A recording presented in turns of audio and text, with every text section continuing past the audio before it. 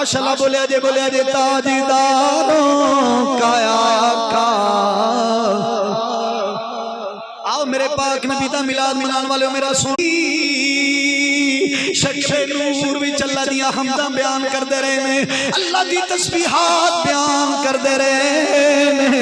जनाबे आदम दी पुश्त विच आए ते रोशन हो गई, जनाबे आदम दी पेशानी विच आए ते जिक्र जारी है।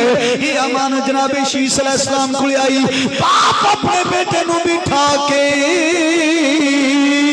कहंदा ओ मेरे बेटे सुन ले जिक्र ओदा करी, दरूद दे मुस्तफा ते पढ़ी।